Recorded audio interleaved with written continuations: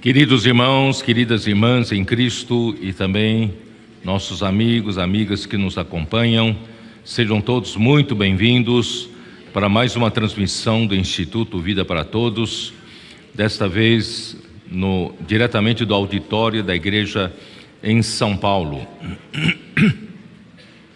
Nós estamos dentro do tema geral, quem tem ouvidos, ouça. As 7 igrejas de Apocalipse, Sardes. Chegamos à mensagem de número 11, cujo título é Os Valdenses, a linha dourada da graça de Deus. A leitura da Bíblia é Apocalipse capítulo 3, versículos de 4 a 6. Nós acabamos de sair de uma conferência de adolescentes, conferência de Geração Santa, e também de uma conferência de jovens, a conferência Geração Final. Deus tem nos abençoado muito e Ele tem engajado um exército muito grande, e para nós é de pura surpresa e milagres do Senhor que o Senhor nesse momento final, era um momento em que todos estariam afastados de Deus, principalmente a faixa etária de adolescência, eles deveriam estar apáticos com relação às coisas de Deus, mas Deus tem feito um milagre entre nós na sua igreja, desde quando nós, em 2020, a nós foi aberta a palavra em Salmo 110, versículo 3, onde diz que o povo de Deus se apresentará voluntário, e como gotas do orvalho, descerão no seio da aurora, para a formação de jovens santos. Isso quer dizer o quê? Deus, lá em Salmo 2, ele havia prometido ao filho, se o filho lhe pedisse, pede-me, diz o pai, que eu lhe darei as nações por herança e as extremidades da terra por possessão, e o filho certamente pediu, e em Salmo 110, versículo 3, é a resposta do Senhor, fazendo do nada cair do céu, como gotas do orvalho no final dos tempos, no seio da aurora, os nossos adolescentes, jovens e até crianças. Irmãos, é uma coisa fantástica que está acontecendo, os jovens, principalmente os adolescentes, estão aparecendo do nada e estão se apresentando diante do Senhor como um exército. Nós estamos realmente boquiabertos por tudo que o Senhor está fazendo entre nós, pela simplicidade dos nossos adolescentes, das nossas crianças.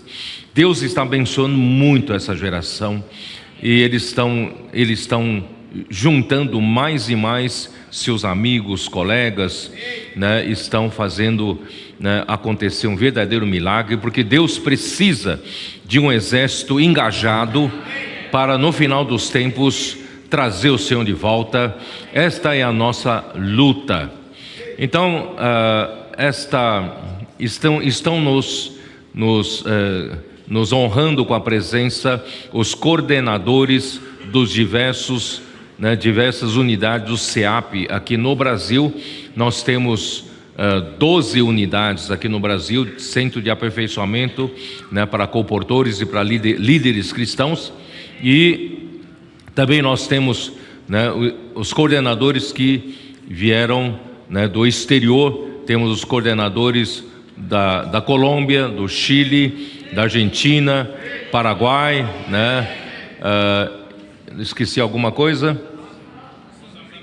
E também de Moçambique, África. Irmãos, eles passaram 3 dias no CEAP base Lorena, e eles foram servidos pelos adolescentes ali em Lorena, e todos eles ficaram impressionados com a qualidade né, dos adolescentes. Eles foram muito bem servidos pelos nossos adolescentes. Viram os adolescentes, irmãos, vocês sabem, na adolescente não arrumam nem a sua cama, né? Não é verdade? Né? A mamãe é que faz tudo, tênis jogado de um lado, meia jogado por outro lado, mas graças a Deus não é assim o nosso modelo, né? Nosso modelo lá em Lorena são adolescentes bem, né, disciplinados, arrumam suas coisas, arrumam a sua cama, né, e estão prontos para servir aos mais velhos, né, ao ponto de um dos coordenadores testificar de que era só ele ameaçar levantar, já vinha um adolescente perguntar se queria um copo d'água, e ele outra vez ameaçava levantar se queria um café. E aí pela terceira vez ele ameaçou levantar, o adolescente veio que quer alguma coisa, ele falou: não preciso nada, só queria levantar. Então, né, graças a Deus, nossos adolescentes estão dando exemplo até mesmo no padrão humano, não é isso? E eu acredito que hoje, através das diversas casas de adolescentes espalhados pelo Brasil todo, pelo mundo afora, né, nós vamos passar esse padrão para todos os adolescentes, né, que estão entre nós, vivendo a vida da igreja. Eles são muito aplicados em fazer a imersão na palavra, a fazerem a transcrição das mensagens. Eles são muito aplicados em se encherem do Espírito para sair pregar o Evangelho. Irmão, nós temos uma geração que prega o Evangelho. Não tem medo das ruas, né? Eles saíram dos quatro paredes de um salão e estão nas ruas, né, abordando as pessoas com posso orar por você, e também passando livros que contêm o Evangelho do Reino nas mãos das pessoas, porque eles entenderam, os nossos adolescentes entenderam que a nossa missão como igreja é pregar o Evangelho do Reino a toda a terra habitada, e então virá o fim. E graças a Deus nós também tivemos a conferência de jovens, e os nossos jovens receberam uma incumbência de cuidar desses adolescentes. Os nossos adolescentes apareceram como tropas do Senhor, como exército do Senhor, mas essas tropas precisam de comando, essas tropas precisam de capitães. Isso nós vimos lá em primeiro livro das Crônicas, capítulos 11, 12 e 13, né? Vocês acompanharam a conferência. Então, graças a Deus, nossos jovens, né, também estão recuperando o tempo perdido, né, e correndo atrás do prejuízo, né, para não ficarem para trás. Estão acompanhando a simplicidade dos nossos adolescentes, né, fazendo a imersão na palavra com aplicação, e também, né, pregando o Evangelho nas ruas. Irmãos, isso é uma coisa boa demais. Então, não só nós temos as tropas dos adolescentes nas ruas, nós temos os capitães que cuidam deles, cuidando, né, imergindo juntamente com eles. Irmãos, o Senhor está levantando um grande exército em toda a terra. Nós só podemos louvar o Senhor. Nós só pedimos também para que os irmãos e irmãs de todas as igrejas recebam bem os nossos adolescentes, recebam bem os nossos jovens, né, quando eles forem na sua igreja, né, e certamente eles ainda vão passar em cada igreja para incendiar, né, todos os irmãos com fogo do Evangelho, com fogo do Espírito, porque nos tempos finais, né, aquelas 7 tochas de fogo que ardem diante do trono de Deus hão de percorrer toda a terra como 7 Espíritos de Deus, para incendiar a todas as igrejas, para que através, né, das igrejas incendiar essa terra toda com o Evangelho. Então também é sobre isso que nós vamos falar na mensagem hoje. Então estamos muito alegres. Os coordenadores que passaram tanto em Lorena, SEAP, e também passaram 3 dias no PAC, eles foram muito ajudados. Eles viram que até mesmo a imersão que todos estão fazendo, eles não sabiam fazer direito. Então, irmãos, como nós precisamos aplicar bem, até mesmo fazer imersão, vamos fazer bem feito, né? Vamos fazer de tal maneira que consigamos extrair toda a riqueza da palavra. Não vamos passar de uma maneira superficial na imersão da palavra e falar e depois não entender nada, não é isso? Então vamos penetrar, vamos aprofundar em cada frase, cada palavra, cada letra, né? Vamos fazer com que seja gravada no nosso coração. É isso que Deus pede lá no livro de Deuteronômio, capítulo 6. Deus quer que a sua palavra esteja inculcada no nosso coração, que a palavra de Deus esteja gravada em nosso coração por meio de repetições, de falarmos entre nós, de ensinar entre nós, não é isso? De nós admoestarmos mutuamente. Irmãos, é isso que está acontecendo, e dessa forma Cristo habitará através da sua palavra em nosso coração. Nós não vivemos a vida cristã meramente por ensinamento, mas nós vivemos porque nós temos a palavra viva. A palavra viva de Cristo está gravada e está morando em nosso coração. Essa palavra está encabeçando a minha vida, Então, irmãos, no final dos tempos, Deus requer uma igreja que não seja uma igreja de fachada, mas uma igreja que tenha realidade espiritual de tudo aquilo que nós fazemos, e nós fazemos não só de boca, mas nós fazemos de coração. Então Deus precisa que toda essa palavra que Ele está falando com a sua igreja seja inculcada no nosso coração e seja o quê? Seja a nossa realidade espiritual. Não temos uma fachada de um bom cristão, mas temos a realidade de um bom cristão, manifestada através do nosso viver, nosso comportamento, a nossa conduta aqui na terra. Concorda com isso? Então é sobre isso que vamos falar, tá? Vamos abrir a nossa Bíblia, por favor, em Apocalipse capítulo 3. Vamos ler versículos 4 e 5.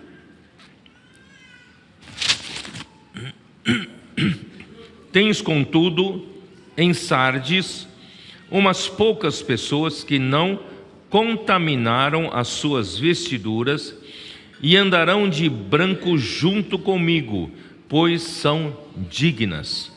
O vencedor será assim vestido de vestiduras brancas, e de modo nenhum apagarei o seu nome do livro da vida, pelo contrário, confessarei o seu nome diante de meu Pai e diante dos seus anjos.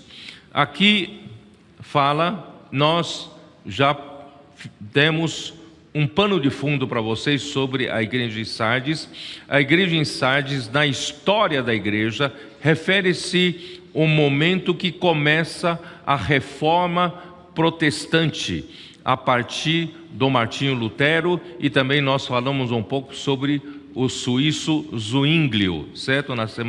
Na última mensagem, e nós vimos que a igreja em Sardes saiu daquela era das trevas, do período da igreja em Tiatira, onde predominava o ensinamento de Jezabel, e trazia todas as tipos de abominações, e também da prostituição espiritual, e aquilo não mergulhou, fez a igreja mergulhar na era das trevas, e os homens não tinham a palavra de Deus como sua luz para viver, mas graças a Deus, através da reforma, trouxe à tona uma verdade maravilhosa, que é a justificação pela fé.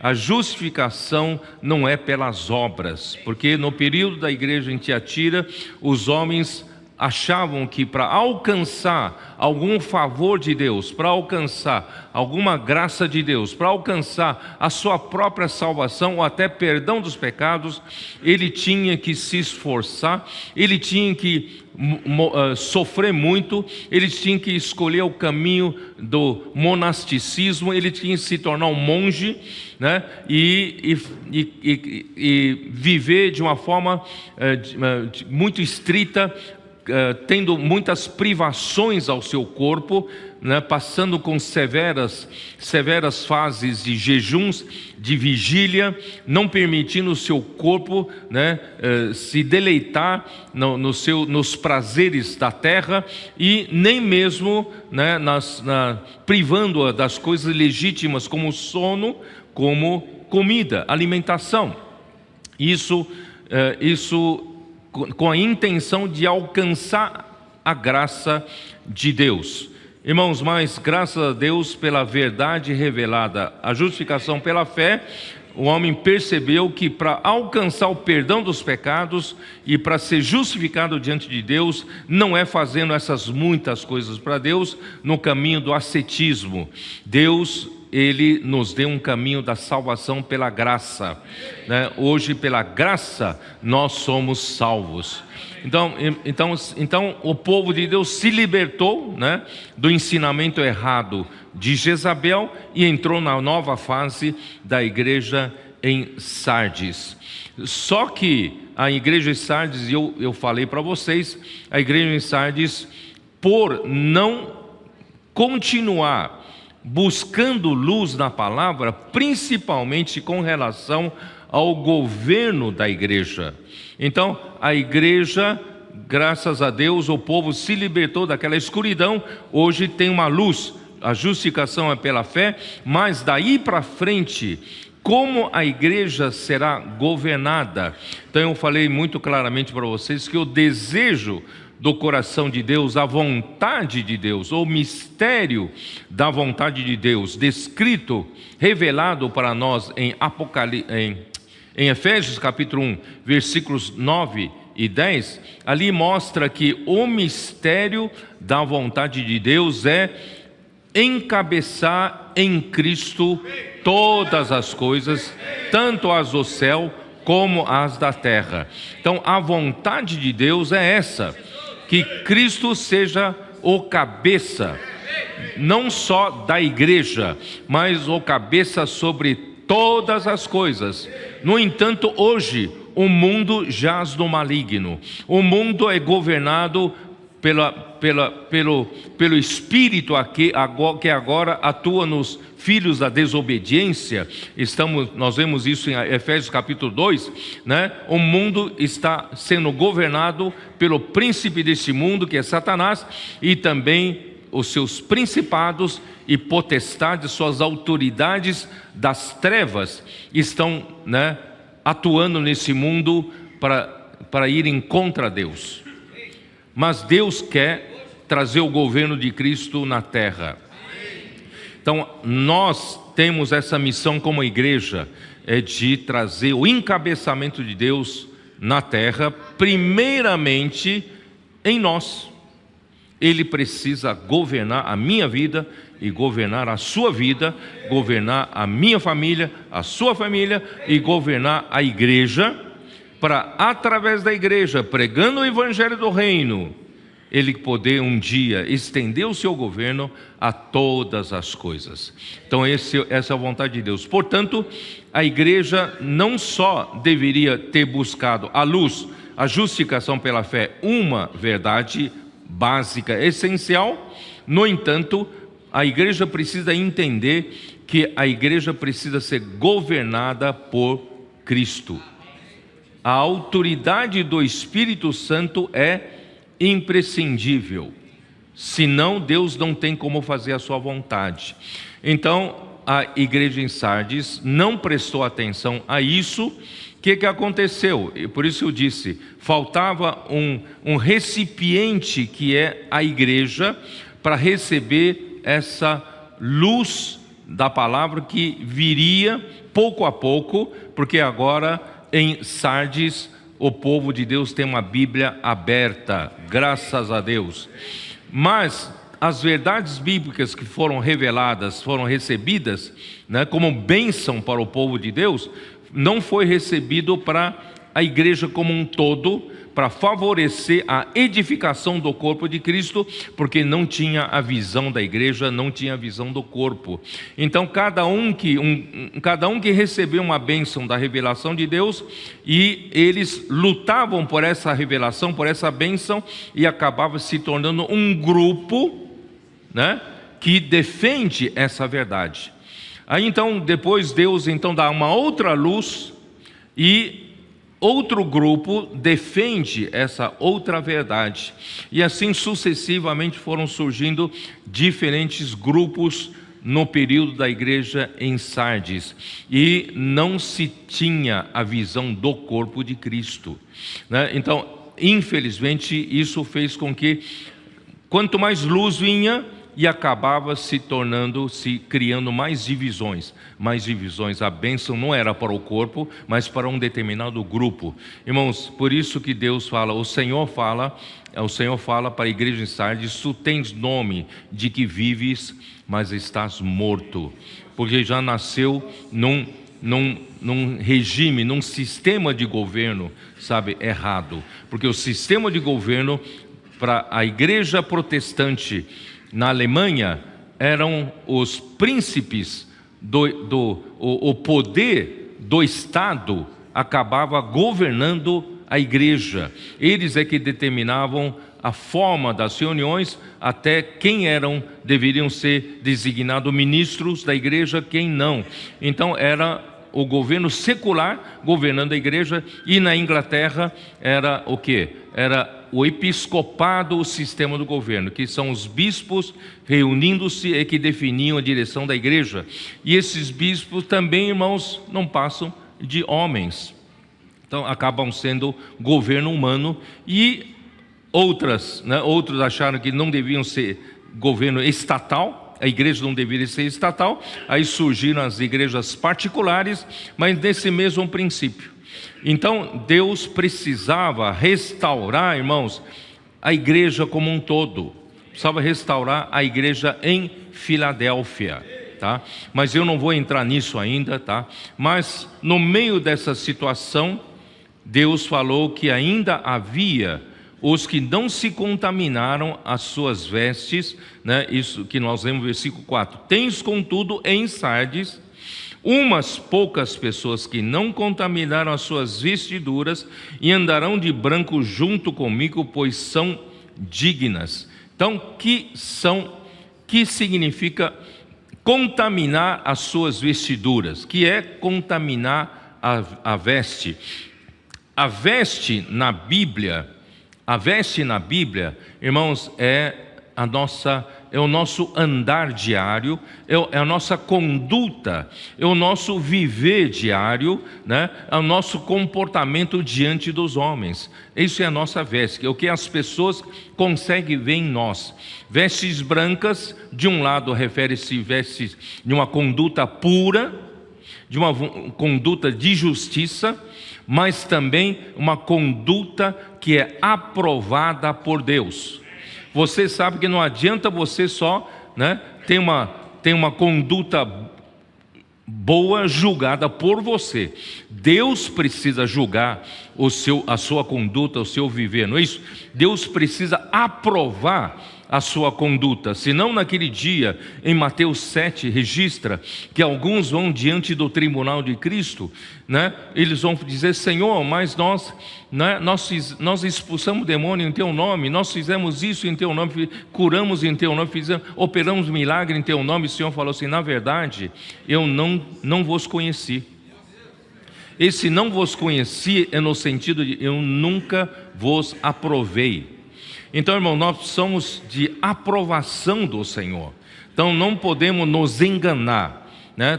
Tudo tem que ter a aprovação do Senhor, Senhor que tem que aprovar. Então esse é o significado das vestes puras. Então, irmãos, a nossa fé na vida cristã, a nossa fé na vida da igreja, não pode ser uma fé fingida. Não pode ser uma fé só para os homens verem. Eu sou bom cristão, mas ninguém sabe o que eu faço por trás. Na minha casa eu sou outra pessoa. No meu trabalho eu sou uma fera, né? Não, irmãos, não, eu tenho que... A minha fé tem que ser uma fé sem fingimento, né? Por isso que Paulo fala em 1 Timóteo 1,5, né? Ele fala a advertência que ele fez, né, para a igreja em Éfeso, que visa ao amor. Vamos ver, vai. Eu estava querendo economizar tempo, vamos abrir a nossa Bíblia. 1 Timóteo 1,5.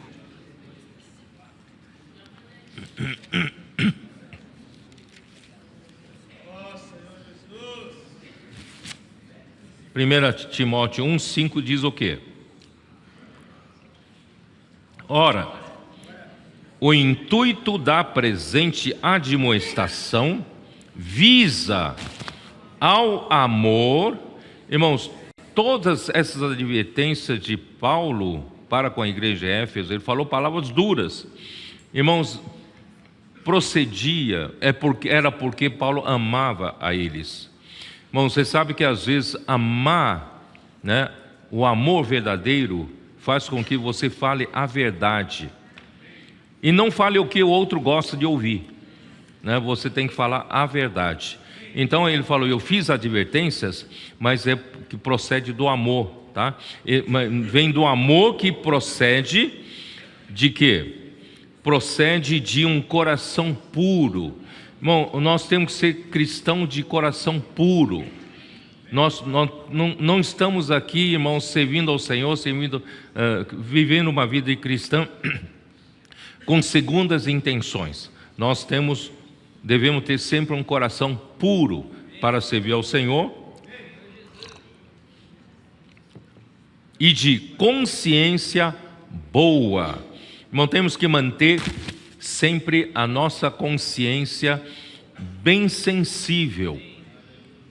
Sabe quando você não ouve a palavra de Deus, ainda tem um outro recurso em você, Deus tem outro recurso em você, que é a sua consciência que te acusa, sabia disso? Eu estou sendo desobediente a Deus, não estou escutando a palavra de Deus, e nem leio mais a palavra de Deus, mas quando faço alguma coisa errada, a minha consciência me acusa, não é isso? Me acusa. Mas se você se recusa a ouvir o aviso da consciência, uma vez, 2 vezes, 3 vezes, o que vai acontecer? A sua consciência fica cauterizada, fica insensível. Por isso, irmãos, vamos manter a nossa consciência bem sensível. Quando a consciência te acusa, volta para o Senhor imediatamente. Ó Senhor Jesus, me ilumina, não é isso? Assim você vai manter a sua consciência sempre sensível. Isso é uma boa consciência, né? Então vamos manter a nossa, por onde eu comecei, coração puro, uma consciência boa e, por fim, uma fé sem fingimentos. Sem fingimento. Irmãos, nós não precisamos fingir ser um bom cristão para ninguém, para não enganar ninguém. Não precisamos enganar ninguém. Nós somos o que somos, né? Se aquilo que eu sou, né, leva a reprovação dos irmãos, então eu vou procurar não ser assim, não é isso? Então procurar crescer em vida, né? Procurar amadurecer no Senhor, né? Então, irmãos, vamos viver com coração puro, uma consciência boa e uma fé sem fingimento. Você não precisa ser hipócrita. Você é o que é. Você não seja apenas um cristão de fachada. Por isso, irmãos, vamos buscar mais realidade. A imersão da palavra nos traz realidade, porque a própria palavra é Cristo. Quando habita em nós, nos traz realidade, nos enche de realidade, né? 2 Timóteo 1,5, já está com a página aberta mesmo, em Timóteo, né? Vamos para a segunda epístola de Paulo ao Timóteo, capítulo 1, versículo 5, fala assim: pela recordação que guardo da tua fé sem fingimento, a mesma que primeiramente habitou em tua avó Lóide, em tua mãe Eunice, e eu estou certo de que também em ti. Irmãos, essa questão de fé sem fingimento já vem de exemplos, né? A avó de Timóteo não era uma mulher fingida, nem a sua mãe era uma mulher fingida, uma cristã que finge, não. Elas tinham realidade espiritual. Então Timóteo aprendeu também a viver com uma fé sem fingimento, né? Então, irmãos, isso quer dizer o quê? A nossa conduta deve manifestar a nossa real situação. Que o Senhor possa, né, nos dar essa graça. Então, essa deve ser a realidade que as pessoas veem no nosso andar diário. No tempo final, Deus exige que a sua igreja seja coluna e baluarte ou base da verdade, né? 1 Timóteo 3,15, dê uma olhada. 3,15, para que, se eu tardar, fique ciente de como se deve proceder na casa de Deus, que é a igreja do Deus vivo, é coluna e baluarte da verdade. O que é verdade? Irmãos, nesse universo só há uma verdade. Só Deus é a verdade. Só Cristo é a verdade. O que é verdade? É a própria realidade. Só Cristo é real. Se você tirar Deus, tirar Cristo, esse universo fica um vazio. Não é isso? Uma mentira, uma falsidade. Então só Deus é verdade, só Deus é real, só Cristo é real. Então a igreja é para sustentar, é a coluna e base para sustentar essa única verdade do universo, única realidade do universo. Ora, se eu e você somos incumbidos a sustentar essa única verdade do universo, nós não podemos ter uma veste suja, não podemos ter uma conduta que não condiz com a verdade, com a realidade, não é isso? Então, irmãos, a nossa veste tem que condizer com a realidade que a igreja sustenta. Tá? Então a igreja precisa estar cheia de realidade espiritual. Por isso, nesses últimos tempos, irmão, não estamos aqui brincando de igreja, não estamos aqui brincando de ser cristão, não.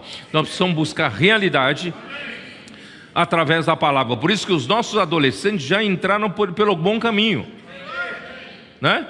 Eles estão todos os dias fazendo imersão na palavra, estão fazendo transcrição na palavra, e a palavra está habitando neles ricamente, e eles têm o quê? Sem eles perceberem, a própria palavra é constituída neles como a sua realidade. Por isso que nós estamos vendo tanta mudança nos nossos adolescentes, a transformação na vida, não é isso? Por quê? Até mesmo, irmão, arrumar a cama, estão arrumando, né? Então, irmãos, né? Tudo isso, irmãos, são a mudança, né, real, que vem de dentro para fora, né? Então agora vamos falar sobre que significa contaminar as vestes, tá? Irmãos, as vestes na Bíblia representam o que somos em nosso andar e viver, já falei isso. E contaminar as vestes é especificamente manchá-las com a morte.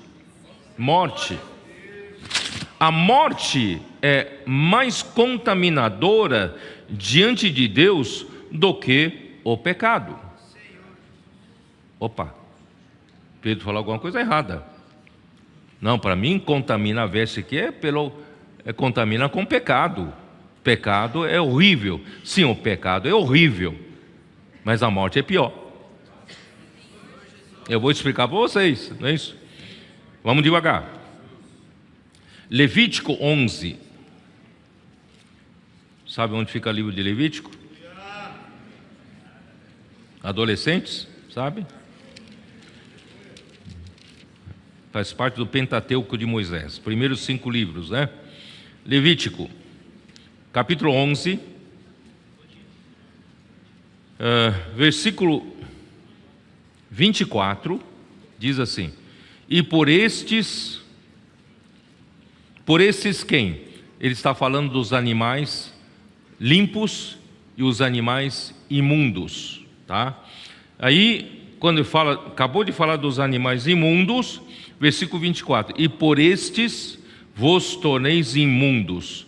Qualquer que tocar o seu cadáver imundo será imundo até a tarde.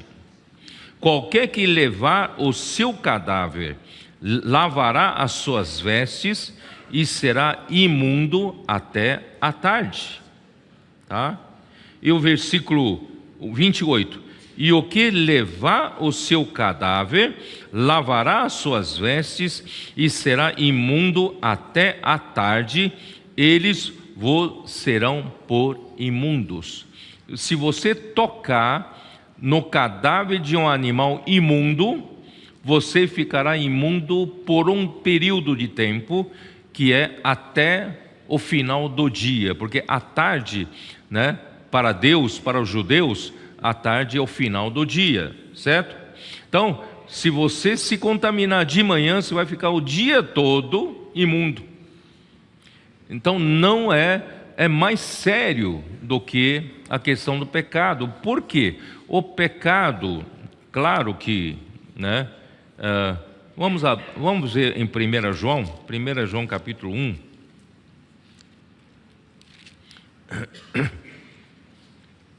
Versículo 9: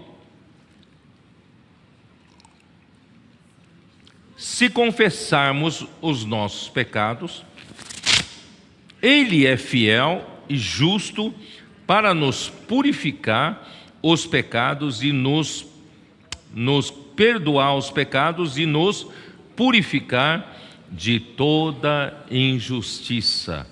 Irmãos, como lidar com o pecado? Se eu, por acaso, esporadicamente, for vencido por um pecado, o que eu tenho que fazer? Eu tenho que me arrepender, não tem? E eu tenho que confessar os meus pecados diante de Deus. Se eu confessar os meus pecados com coração de arrependimento, Deus é fiel e justo para me perdoar, não é isso? Os pecados e me purificar de toda injustiça. Então, acabou. Se realmente fizer isso de coração, vocês entendem o que eu quero dizer? Se eu realmente estiver arrependido verdadeiramente, confessar os meus pecados arrependido e pedir perdão para o Senhor, e o Senhor vai perdoar os meus pecados e purificar-me de toda injustiça. Acabou. Aqui não fala você vai ficar imundo até a tarde, certo? Amém. Mas se você tocar na morte, você vai ficar por um período imundo. Entenderam? Aí, vamos lá. Aí estou falando de tocar no cadáver de animal. Agora vamos falar de homens. Números, capítulo 6. Onde ficam números, adolescentes? Hein? Depois de Levítico. Isso. Números, capítulo 6. Número capítulo 6 fala do nazireado, fala dos nazireus. Acho que os adolescentes nunca ouviram falar sobre isso. O que é isso? O que é um nazireu, né? Vocês sabem que dentre o povo de Israel, as 12 tribos de Israel, Deus escolheu uma tribo para ser uma tribo de sacerdotes, certo? Que o serve, é a tribo de Levi. Tá? Quem nascer na tribo de Levi pode servir a Deus como levita ou como, se for da casa de Arão, sacerdote. É uma tribo separada, consagrada para servir ao Senhor. Mas se eu for do povo de Israel e não nasci na tribo de Levi, eu nasci em outra tribo, e eu tiver um coração muito grande de consagrar-me ao Senhor, para servir ao Senhor, sejam por um período, ou seja, até o final da minha vida, de uma forma vitalícia, irmãos, eu preciso então fazer um voto de nazireado, tá? Então, vocês estão ouvindo pela primeira vez, né? Então, se você deseja dizer, não, eu vou consagrar minha vida para servir ao Senhor, você tem que fazer um voto de nazireu. Eu quero ser um nazireu para servir ao Senhor por toda a minha vida. Na verdade, vocês são nazireus. Vocês não sabem, mas vocês já se consagraram para ser nazireus. Então vocês, adolescentes, são nazireus, né? Que estão na casa de adolescentes, consagraram para fazer imersão na palavra, fazer transcrição, não é isso? Para pregar o evangelho, vocês são nazireus. O nazireu consagrado para servir ao Senhor não pode tocar na morte, né? Vamos lá, versículo 6, número 6.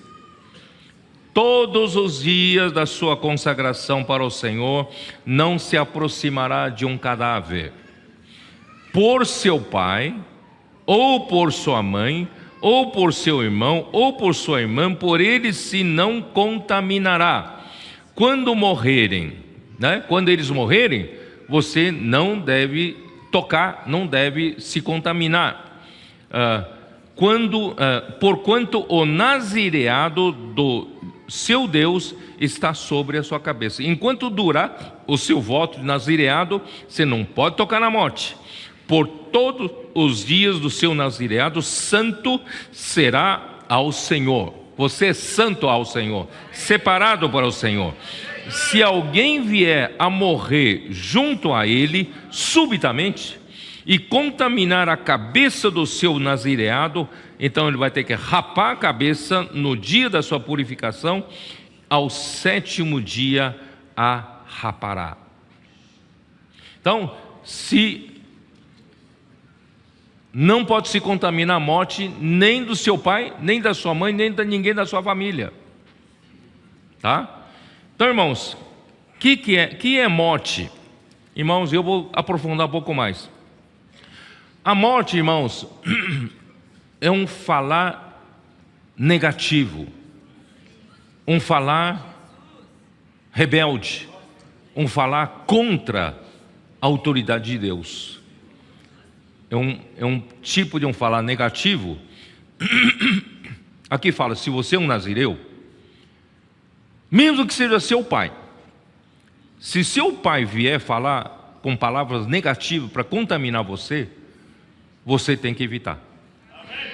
Eu sou nazireu, mesmo que seja meu pai, eu tenho que me afastar.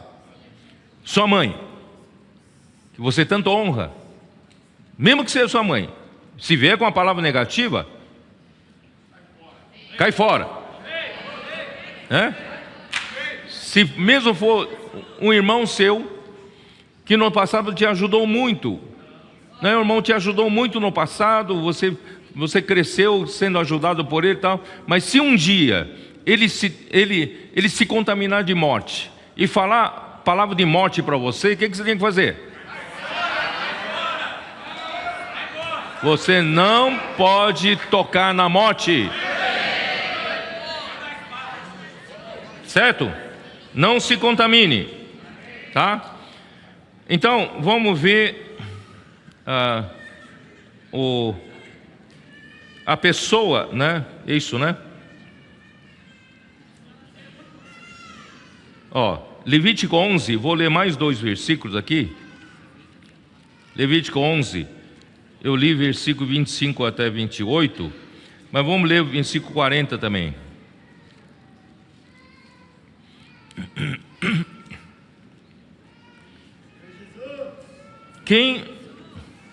Levítico 11 ainda sobre animal, né?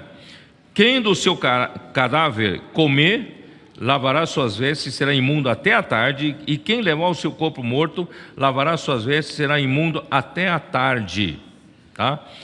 Agora, vamos ver Números 19. Nós vimos Números capítulo 6, agora capítulo 19, versículo 11 e 13. como diz: aquele que tocar em algum morto, cadáver de algum homem, imundo será 7 dias. Já não é por um dia, não é pelo resto de um dia, mas por 7 dias. Versículo 13: todo aquele que tocar em algum morto, cadáver de algum homem, e não se purificar, contamina o tabernáculo do Senhor, essa pessoa será eliminada de Israel, porque a água purificadora não foi aspergida sobre ele, imundo será, está nele ainda a sua imundícia. Então precisa se purificar, se por acaso tocou na morte. Vocês entenderam? Muito bem. Então, irmãos, o que significa tocar na morte? Significa tocar na morte. Números capítulo 12. Números capítulo 12. Versículo 1. Falaram Miriam e Arão contra Moisés. Presta bem atenção. Miriam e Arão falaram contra Moisés. E quem era Moisés? Moisés era a autoridade estabelecida por Deus para falar ao seu povo, para liderar o seu povo, não é? Mas aqui Miriam e Arão se julgaram que eles tinham essa liberdade, porque eram irmãos mais velhos de Moisés. Eles achavam que tinham essa liberdade de falar contra Moisés, tá? Por causa da mulher cuxita que tomara, pois tinha tomado a mulher cuxita. Não vou discutir se está certo ou errado o que Moisés fez, mas não se trata disso, porque o coração de Miriam e de Arão não era sobre a mulher, ter tomado a mulher cuxita, mas está no versículo 2. O que eles disseram? E disseram: porventura tem falado o Senhor somente por Moisés? Não tem falado também por nós? O Senhor o ouviu. Tá? O Senhor ouviu. O que quer dizer isso? Então, o coração de Miriam e Arão não era sobre alguma coisa que eles condenavam errada, alguma coisa errada que eles condenavam que Moisés fez, não. Mas eles tinham uma insatisfação muito grande dentro de si, de que, porque só Moisés, né, ele podia falar por Deus e nós também não falamos? Só Deus, só Moisés pode falar por Deus? Irmãos, infelizmente esse tipo de atitude tem até hoje, não é isso?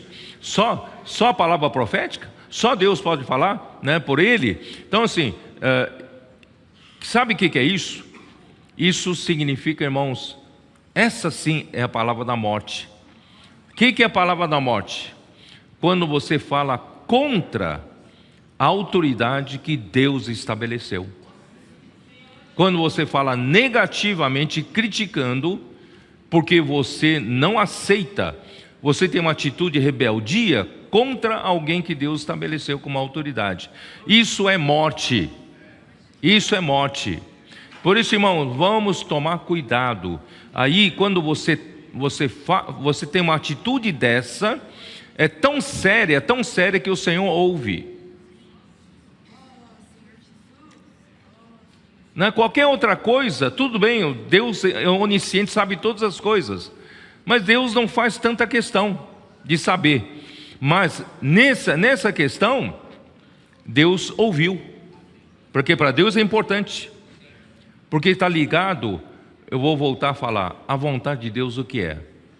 Efésios 1, 9 e 10. A vontade de Deus é Cristo encabeçar todas as coisas. Para Cristo encabeçar, Ele precisa estabelecer uma linha de autoridade, não precisa?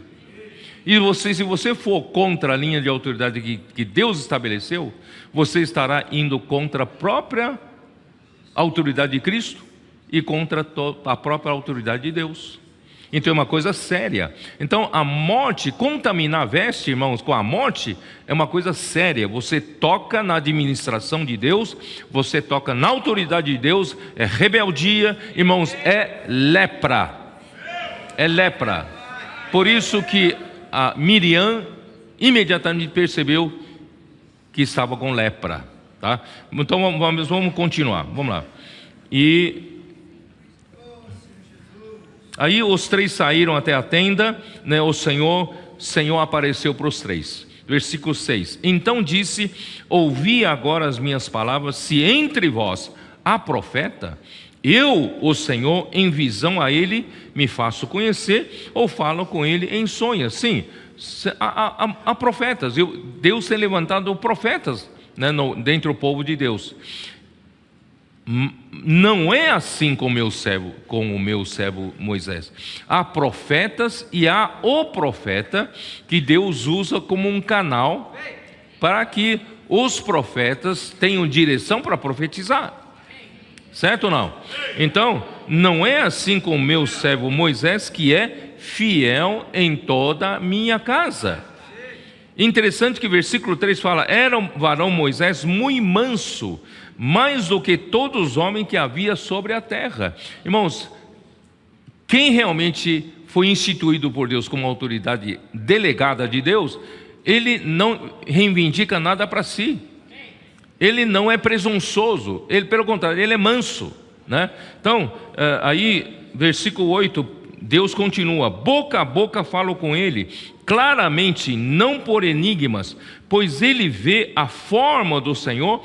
Como, pois, não temestes falar contra o meu servo, contra Moisés? Então, essa reclamação não era meramente para apontar um defeito de Moisés. E essa atitude dos dois foi falar contra Moisés, contra o servo do Senhor.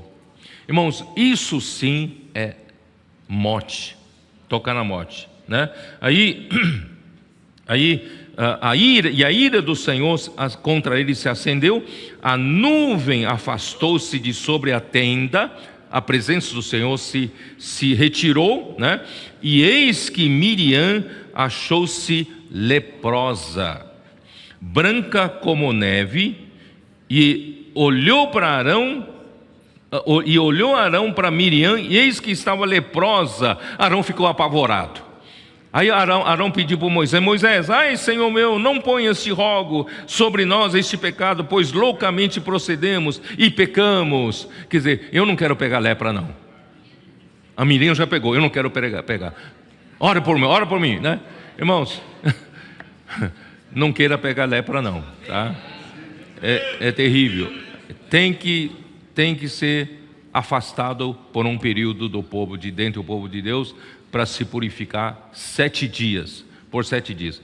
Irmão, eu já falei isso para vocês, né?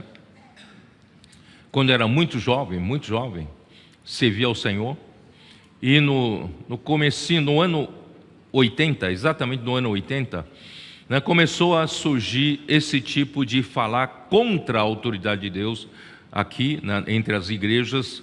Houve uma rebelião, tal, e muitos jovens foram enganados, muitos jovens foram contaminados, e começaram a falar palavras negativas sem medo, sem temor nenhum. E eu, então, naquela época, desesperado, eu ligava para um, ligava para outro, visitava um, visitava para outro, para tentar salvar, né? Para não deixar que os jovens fossem contaminados. E, irmãos, chegou a um momento, eu não tinha estrutura emocional para suportar esse peso todo, né? Era assim, sabe? Todo dia parece que tinha uma notícia negativa. O fulano de tal aqui também se afastou. O fulano de tal ouviu palavra negativa, ficou negativo. Outro fulano de tal ficou rebelde. Então, irmãos, não tinha telefone celular. Era ou telefone da minha casa ou telefone do meu trabalho, né? E toda vez que tocava era alguém querendo falar comigo, já era uma notícia ruim. Meu coração palpitava rápido. Irmãos, imagina viver isso tanto tempo. E eu ouvia e tentava ajudar. Não, irmão, não é assim, tal, e tentava explicar, irmão. Eu passei muito tempo, claro, salvei vários jovens, cuidei de vários deles, tal. Mas de tanto ouvir a palavra negativa, e a palavra negativa contamina. Eu, que era positivo, tentando ajudar, ouvindo palavra negativa, eu percebi que eu fui contaminado pela morte. Ainda que seja positivo. Vocês entenderam?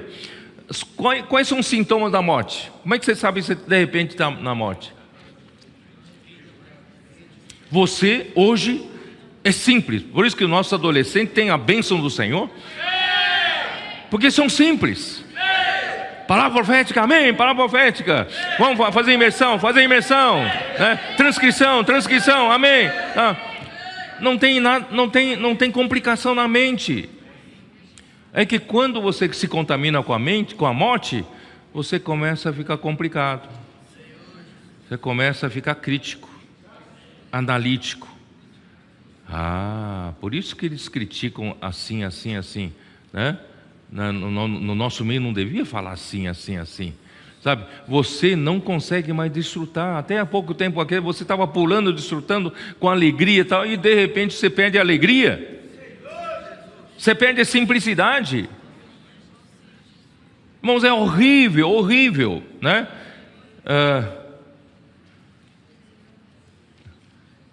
2 Coríntios 1. 2 Coríntios 1, 12. Porque a nossa glória é esta, o testemunho da nossa consciência de que com santidade, essa palavra santidade em alguns manuscritos é simplicidade, tá? Então, para uso dessa mensagem, vou preferir a tradução, vou preferir a versão simplicidade. Então, o testemunho da nossa consciência de que com simplicidade e sinceridade de Deus, não com sabedoria humana, mas na graça divina, temos vivido no mundo e mais especialmente para convosco. Irmãos, eu não devo viver na sabedoria humana. Na sabedoria humana eu posso ser afetado. Eu posso analisar, isso está certo e aquilo está errado.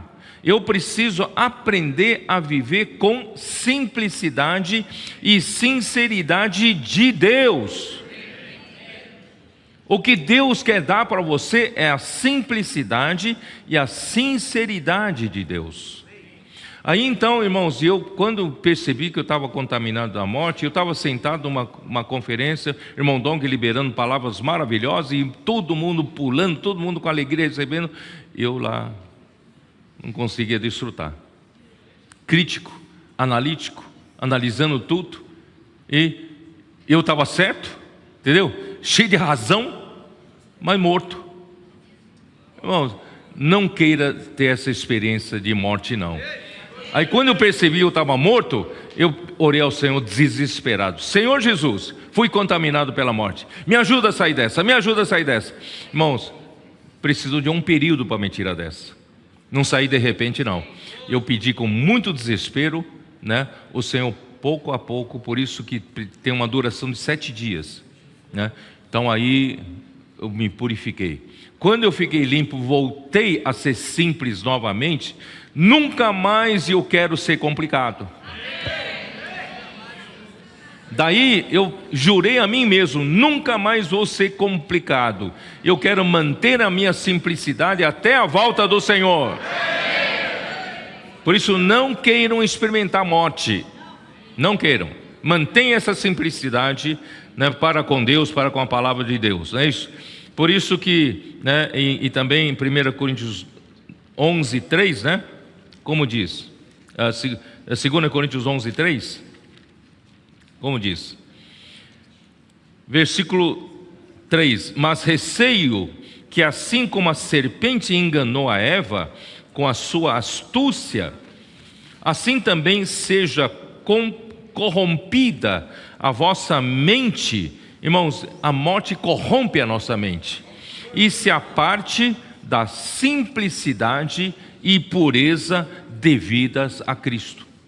Se você identificar que essa palavra é palavra profética, vem de Deus, vem de Cristo, irmão, seja simples, porque para com Cristo nós só temos uma coisa: simplicidade e pureza, sem duvidar, sem questionar, não é isso? Se vem de Cristo, simplicidade e pureza, né? Ó Senhor Jesus. Aí 2 Coríntios capítulo 10, né, versículo 3. Porque, embora andando na carne, não militamos segundo a carne. Porque as armas da nossa milícia não são carnais, e sim poderosas em Deus para destruir fortalezas e anulando nossos sofismas. Irmãos, essa morte, ele vem através de muitos sofismas, muita lógica humana, muita razão humana, muito questionamento humano. Leva você para a mente e você constrói uma fortaleza e você fica o quê? Depressivo dentro da sua fortaleza.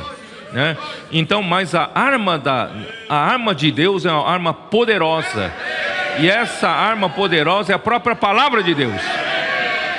Não é palavra de homem, palavra de Deus. E a palavra de Deus é essa arma capaz de destruir fortalezas e anulando toda lógica humana, toda razão humana e toda altivez que se levante contra o conhecimento de Deus, e levando cativo todo o pensamento à obediência de Cristo. Irmãos, isso é encabeçamento de Cristo. Ele precisa encabeçar a nossa mente, E estando prontos para punir toda a desobediência, uma vez completa a vossa submissão. Irmão, quando a igreja chegar ao nível da obediência total, submissão total, irmão, Cristo voltará, porque Cristo já terá a base para julgar toda a desobediência que está nesse mundo. Irmãos, aí ele vai encabeçar sobre todas as coisas. Por isso, irmãos, andarão de branco, comigo, voltando lá para Apocalipse 3, andarão de branco comigo, não é isso? Versículo 4, andarão de branco comigo, pois são dignas, tá? Então andarão o branco representa a pureza, indica também qualificados para o reino vindouro. Quem quer reinar com Cristo no reino milenar? Precisa ter uma vestidura branca, que é a mesma veste nupcial, para participar do banquete da ceia das bodas do Cordeiro, tá? Então, quem tem essa veste branca, tá, estará qualificado para participar do reino vindouro, reinando com Cristo. Por quê? Porque essa veste indica que ele foi aprovado no seu andar com Deus. Aí versículo 5, o vencedor será assim vestido de vestiduras brancas, e de modo nenhum apagarei o seu nome do livro da vida. Pelo contrário, confessarei seu nome diante de meu Pai e diante de seus anjos. O que significa isso? Significa, irmãos, que esses serão os vencedores que vão participar das bodas. Vamos abrir a Bíblia, Mateus 22. Acho que vale a pena vocês terem essa convicção do que eu estou falando aqui. Capítulo 22 de Mateus. De novo entrou Jesus a falar por parábolas, dizendo-lhes: o reino dos céus é semelhante a um rei que celebrou as bodas de seu filho.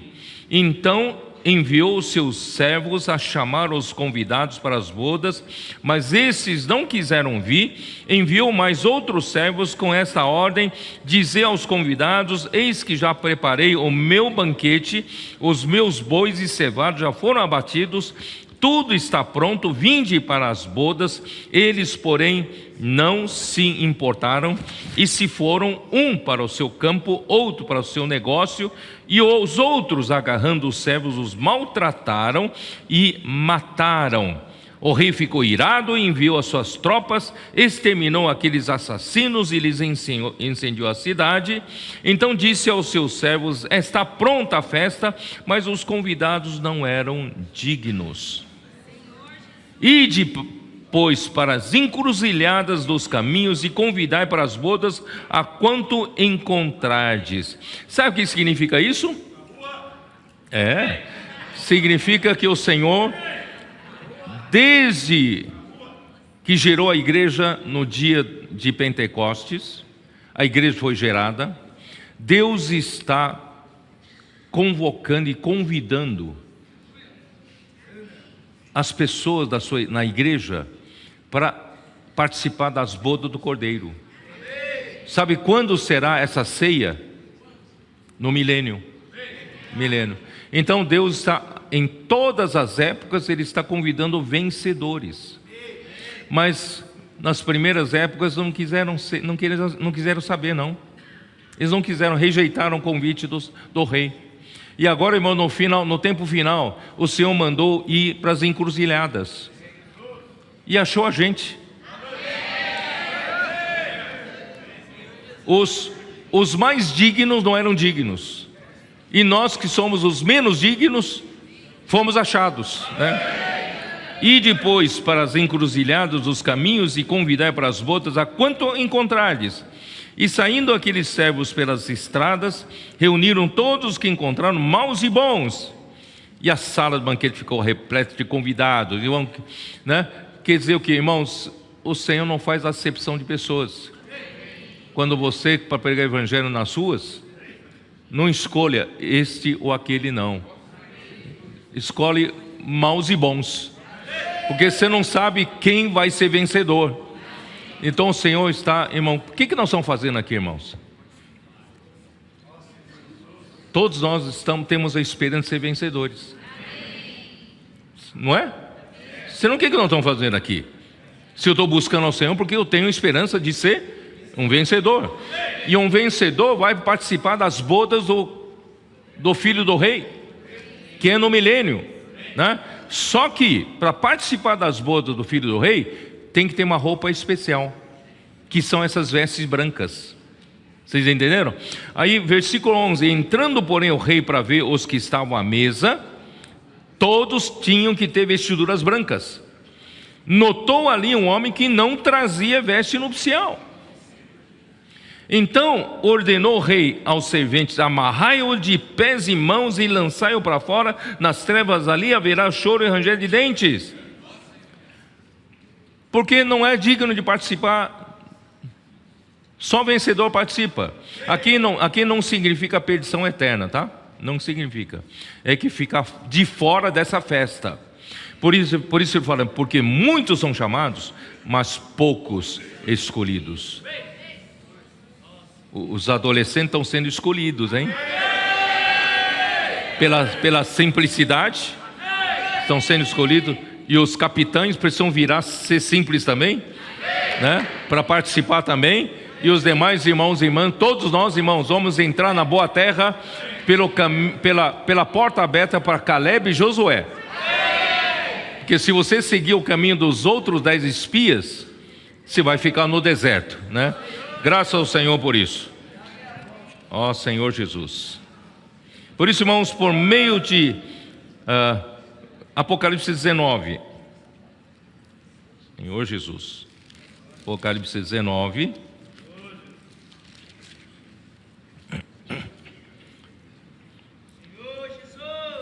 Versículo 7. Você que duvida do que eu acabei de falar, que essas bodas serão lá no milênio. Está aqui, ó. Na verdade, será no final dos tempos, né? Entrando no milênio, tá? Alegremo-nos, exultemos e demos-lhe a glória, porque são chegadas as bodas do Cordeiro, cuja esposa a si mesma já se ataviou, pois lhe foi dado vestir-se de linho finíssimo, resplandecente e puro. Que vestes são essas? Porque o linho finíssimo são os atos de justiça dos santos. Então essa roupa são os nossos atos. Essa roupa é a nossa conduta, tá? Aí, você quer participar? Então precisa ter essa roupa. Ó Senhor Jesus. Por meio, irmãos, dos atos de justiça dos vencedores, Deus vinculou os membros do corpo de Cristo em amor. Em Colossenses 2:2 nós falamos de coalescer, vocês se lembram? Unindo-os em amor com perfeição, Colossenses 3:12 a 16, confeccionando um tecido de linho finíssimo, seguindo a verdade em amor, os membros crescem em tudo naquele que é a cabeça, Cristo, de quem todo o corpo, bem ajustado e compactado, que é coalescido, tecido, pelo auxílio de toda junta. Irmãos, eu já estou partindo de premissa que vocês estão entendendo o que eu estou falando, tá? Efetua o seu próprio aumento para a edificação do corpo de Cristo. Efésios 4, 15, 16. Então, esses mesmos vencedores que vão participar das bodas do Cordeiro, eles também serão o exército de Deus para participar da última batalha contra anticristo e seus exércitos em Armagedon, né? Isso está, né, em Apocalipse 19, versículo 14. E seguiam-no o exército que há no céu, montando cavalos brancos com vestiduras de linho finíssimo, branco e puro. Sai da sua boca uma espada afiada, para com ela ferir as nações, e ele mesmo as regerá com cetro de ferro, e pessoalmente pisa o lagar do vinho do furor da ira de Deus Todo-Poderoso. Portanto, né, tem no seu manto e na sua coxa um nome inscrito: Rei dos Reis e Senhor dos Senhores. Irmãos, esses mesmos que participarão das bodas do Cordeiro, que serão os vencedores, virão juntamente com Cristo para pisar o lagar da ira de Deus, que é a última batalha contra o anticristo e o seu exército. Nós vamos lançar toda essa desobediência por lago de fogo. Quem quer participar dessa luta? Eu quero participar. Por isso, irmãos, veja como é importante ter essa vestidura branca. Então, irmãos, Apocalipse 3, versículo 6: quem tem ouvidos, ouça o que o Espírito diz às igrejas. Não tenha um coração endurecido. Quando o Espírito está falando com a sua igreja, em Mateus 13, versículo 14 até 17, ali fala que esse povo tem um coração endurecido. Por isso que eles têm os olhos, mas não veem. Eles têm, né, ouvidos, mas eles não ouvem. E o coração deles está duro, né? Irmãos, vamos ter um coração trabalhado pelo Senhor, que inculca a palavra de Deus, né, que ouve, né, a palavra do Espírito, né? E, irmãos, quem tem aí, e eu vou, na parte final agora, eu vou falar um pouco da história, essa linha dourada, né? Que tudo isso que nós estamos falando, irmão, que tem a ver com essa linha dourada da graça de Deus, que Satanás não conseguiu apagar, né? Ao longo de todos os 20 séculos, teve sempre uma linha bem tênue, uma linha bem, né, quase apagando-se, mas não se conseguiu apagar. E eu vou chamar da linha dos valdenses, porque depois do século XII fica mais clara essa linha, tá? Antes já havia essa linha, tá? Então, vou chamar da linha dos valdenses. Eu vou ler um pouco, porque a história, para vocês entenderem um pouco que Satanás não conseguiu apagar quando o trabalho vem do encabeçamento de Deus, encabeçamento de Cristo. Quando Cristo tem autoridade, ninguém consegue apagar, tá? Então, vou falar no final do século XIV, com o fim de divulgar a pura verdade do Evangelho e encontrar um novo lugar mais pacífico para se estabelecer, porque eles foram grandemente perseguidos. Não sei se eu estou falando a continuação. Vocês se lembram que eu falei no século XII surgiu Pedro Valdo, não é isso? E ele então teve a luz do Senhor de que o que o homem precisa naquela escuridão da era das trevas, né? O homem precisa da palavra de Deus. E o homem não tinha acesso à Bíblia, não tinha acesso à palavra de Deus. E a Bíblia que tinha era em latim. Então o que ele fez? Ele pagou, né, alguém para traduzir os 4 evangelhos e alguns livros da Bíblia, né, na língua do povo daquele tempo onde ele estava. Ele era natural de Lyon, França. Então ali se falava franco-provençal. Ele mandou traduzir, né, as porções da Bíblia na língua, e isso era odiado pelo Papa de fazer isso, né?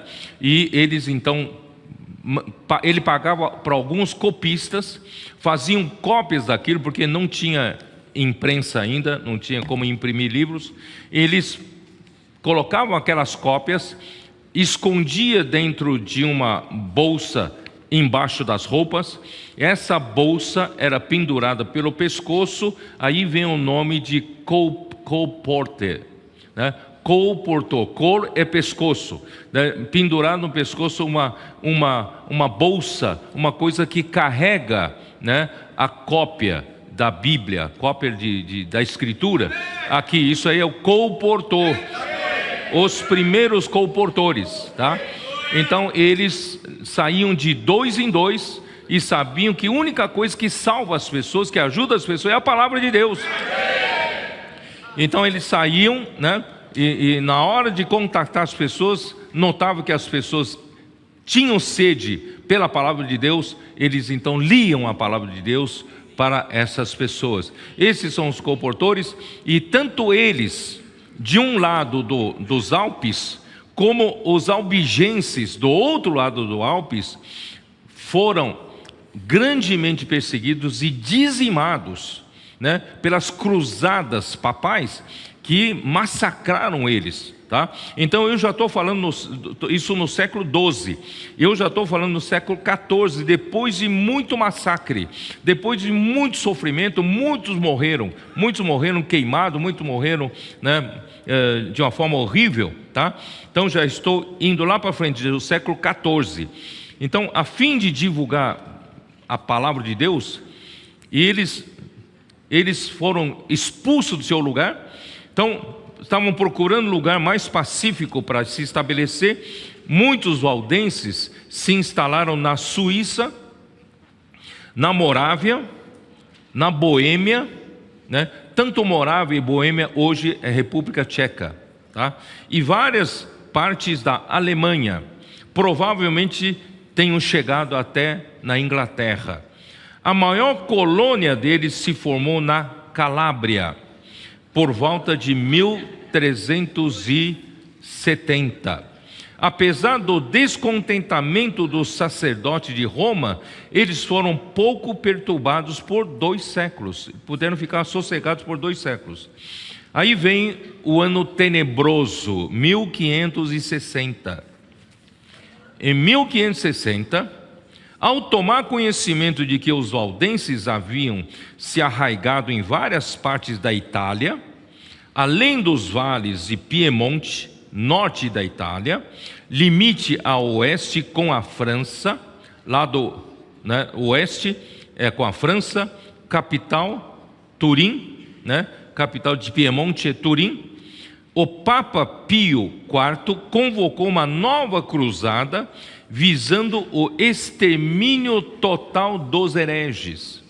Eles foram chamados de hereges e o Papa estava decidido em acabar com até o último homem deles.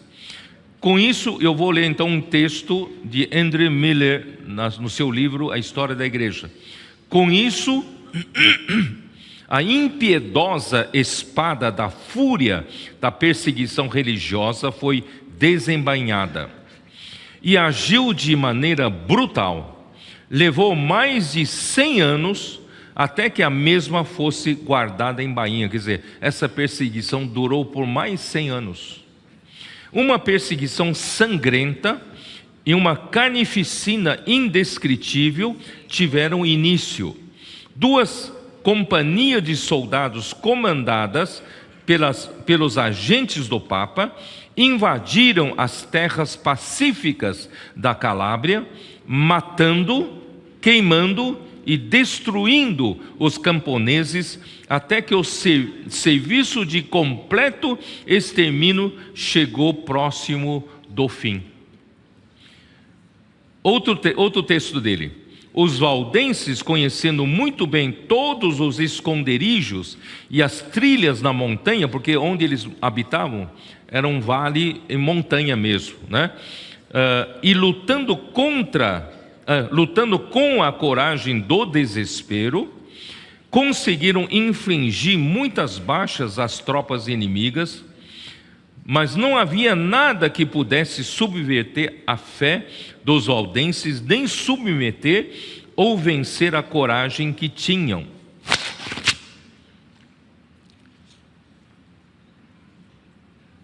Em defesa dos seus direitos naturais como homens, na sustentação da verdade e na resistência contra todos os editos de exterminação que causaram a desolação de seus lares e mancharam seus altares com sangue, os valdenses demonstraram uma determinação e perseverança que não encontram paralelo na história.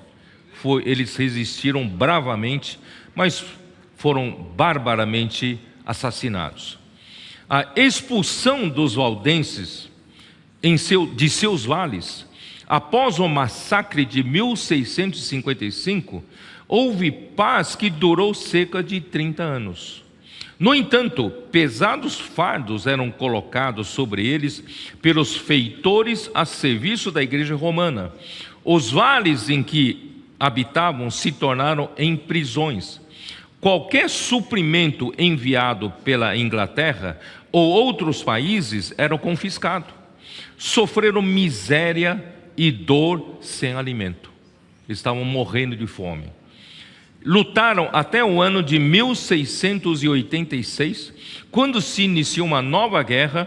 Os camponeses foram derrotados e os sobreviventes foram presos. 14 mil deles foram lançados na prisão, nos calabouços de Piemonte. Pela intercessão de representantes suíços, sobreviveram apenas 3 mil figuras pálidas, esqueléticas, em outubro daquele ano. Quer dizer, foram levados para a prisão 14 mil, só 3 mil sobreviveram. Eram prisões fétidas, eram prisões totalmente sem higiene, prisões para morrer mesmo, sabe? Então imagine o sofrimento daquele lugar. Então dos 14 mil, só 3 mil saíram, foram imediatamente expulsos de seus vales naquela mesma noite, sem preparação, sem piedade, em direção aos Alpes, irmão, no inverno, em direção ao Monte Cenis, que fica na província de Saboia, na França, perto da fronteira com a Itália. Durante aquela noite, mais de 150 mil deles morreram, pois enfrentaram tempestade e furacão naquele frio intenso. Em meados de dezembro, chegaram em Genebra, extremamente exaustos e machucados pelo intenso frio. Genebra não podia abrigar a todos. Vários cantões reformados, é um termo usado pelo André Müller, várias regiões que aderiram à reforma protestante, receberam a eles para cuidar deles, receberam os exilados. Todavia, os valdenses tinham a intenção de voltar à sua terra. Eles queriam voltar para sua terra, aos vales, vales alpinos. O duque de Saboia, alarmado com isso, fechou a fronteira para eles não voltarem.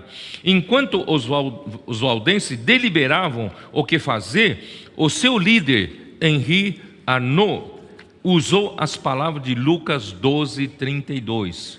Não temais, ó pequenino rebanho, porque o vosso Pai se agradou em dar-vos o seu reino.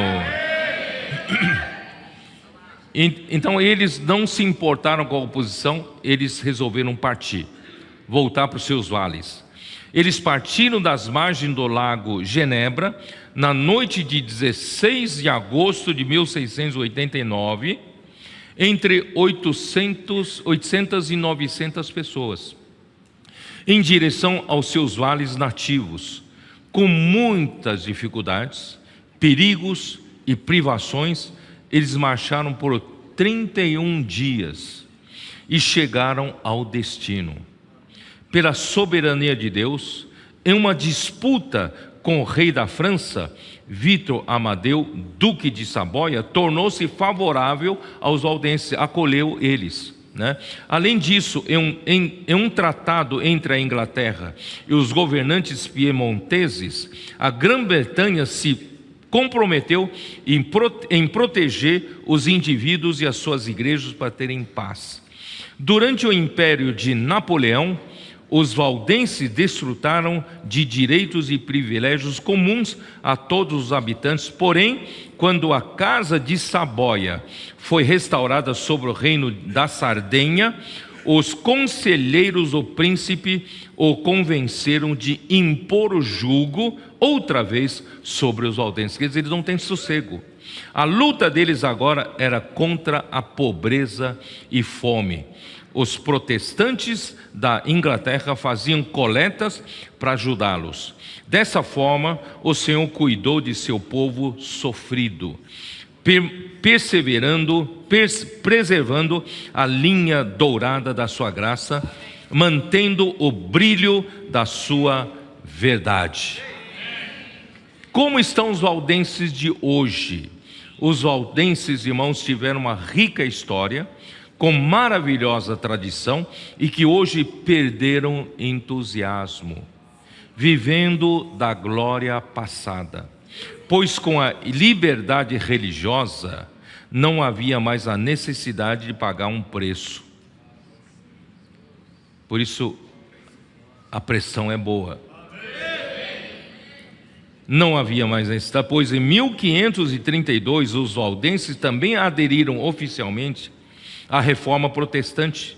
Eles absorveram a cultura religiosa, caíram em uma instituição e acabaram se secularizando sem vigor espiritual.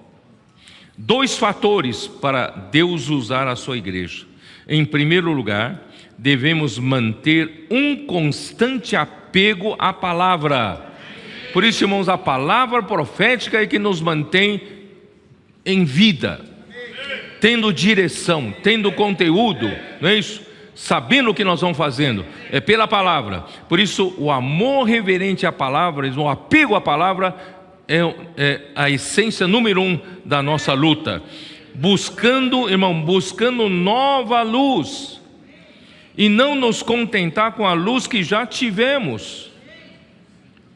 O inimigo está falando palavras bonitas entre nós para falar contra a palavra profética, dizendo para muitos aqui, não, palavra profética não é a Bíblia, tem que ir para a Bíblia, tem que voltar para a Bíblia. Irmãos, nós podemos ficar mais 10 séculos com a Bíblia aqui, irmãos, e morrer sem revelação, sem luz,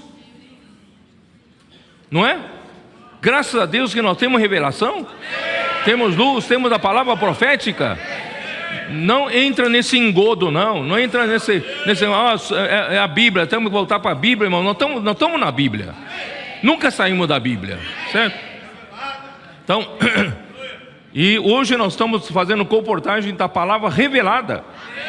Naquele tempo era a Escritura, mas agora é a palavra revelada, né? A revelação que faz a obra de Deus acontecer. E em segundo lugar, irmãos, manter o vigor evangelístico, pregando o evangelho do reino a toda a terra habitada. Mateus 24:14. E será pregado esse evangelho do reino a todo mundo, para testemunha a todas as nações, e então virá o fim. Nós amamos a vinda do Senhor, nós lutamos para apressar a volta do Senhor. Por isso a igreja coopera com o Senhor para pregar o evangelho do reino. Não podemos ficar entre 4 paredes, precisamos sair às ruas, pregar o evangelho do reino.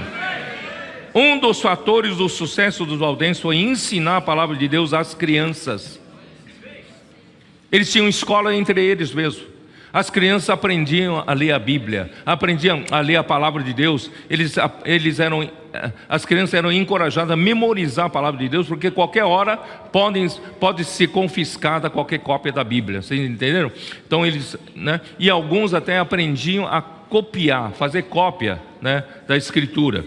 Por isso, irmãos, as crianças cresciam inculcando a palavra e eram preparadas, as crianças dentre os valdenses eram preparadas para serem missionários. Eles já cresciam sabendo que amanhã vão pregar o evangelho. Irmão, graças a Deus, irmãos, o Espírito nos compungiu a fazer isso. Nós, irmãos, somos a sequência dos valdenses de hoje. Nós prezamos a palavra profética, né? Sem a palavra profética nós não vamos seguir adiante. Graças a Deus temos a palavra profética. Irmão, nós não vamos perder o vigor evangelístico. Vamos continuar pregando o evangelho até que o evangelho do reino seja pregado a todo mundo. Então virá o fim. Então, por final, irmão, vou passar um vídeo curto, bem rápido, alguém comentando isso que eu acabei de falar. Por favor, podem. Quão importante era a Bíblia para os valdenses? Esse livro aqui, sobre essa mesa, onde muitos valdenses estudaram a palavra de Deus, é um símbolo desse compromisso que eles tinham com a palavra de Deus. Em realidade, os jovens valdenses e, obviamente, também os de mais idade, eles eram encorajados a não apenas estudar a palavra de Deus, mas memorizar grandes porções. Muitos deles sabiam de memória os 4 evangelhos, bem como as epístolas, e, obviamente, como a Bíblia era tão rara naquela época, de tão difícil acesso, e eles eram perseguidos, eles deveriam memorizar a palavra de Deus para que quando estivessem em fuga, ou não tendo acesso à palavra de Deus, eles pudessem ser alimentados pela própria palavra de Deus memorizada. E no ano de 1532, os valdenses aderiram oficialmente à Reforma protestante. E junto com a própria Reforma, eles também foram entrando num processo que se chama de aculturalização, ou seja, reabsorvidos pela cultura ou então presos à tradição religiosa dos tempos. O grande risco que nós temos como igreja é passarmos por esse ciclo de ânimo, entusiasmo de um movimento, depois vamos nos institucionalizando e finalmente nós acabamos caindo numa tradição e nos secularizando. E então nós entramos naquilo que se chama a Igreja dos Monumentos, onde a história é importante, mas não há mais vigor espiritual. Não podemos, sob hipótese alguma, permitir que isso ocorra conosco como igreja e como povo do Advento, onde, finalmente, nossos seminários teológicos, nossas igrejas não passam simplesmente de museus que contam uma bela e brilhante história do passado, mas que não têm vitalidade presente. Nós temos que evitar a perda da identidade. Isso só pode ocorrer com uma coisa: se nós mantivermos um constante apego à palavra de Deus, buscando nova luz e não nos contentamos com a luz que já tivemos. E um segundo ponto é manter a ênfase, o vigor evangelístico, ou seja, de pregar. Nossa missão não está concluída no mundo e nem compreendemos completamente a palavra de Deus. Portanto, devemos buscar sempre nova luz da palavra de Deus e proclamá-la aos confins da terra, cumprindo assim a nossa missão. Eu creio que se esses 2 fatores, somados com a dedicação a Deus através da Bíblia e da oração, eu creio que nós podemos sobreviver a essa tendência, como eu mencionei, de aculturalização da fé.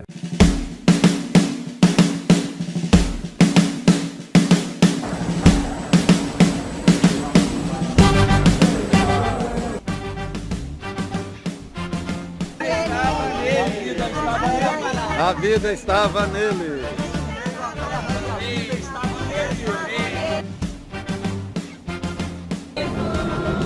Amém, aleluia, oh Senhor. Amém, aleluia. Vindo aqui nos atacar sem dar trégua. Guerra, então nós vamos declarar. já estamos prontos pra lutar. Hi, I'm Jean de Lacroix from Melbourne, Victoria. I just met Emily not long ago, and she asked if she could pray with me, which was really good and I guess surprising. So we prayed, and then she hooked me up with these good-looking books. So I'm looking forward to reading them and learning a bit more about God. And I encourage everyone to obviously continue doing the missionary work and just having the confidence to approach people, because it could make someone's day and bring a life to Christ.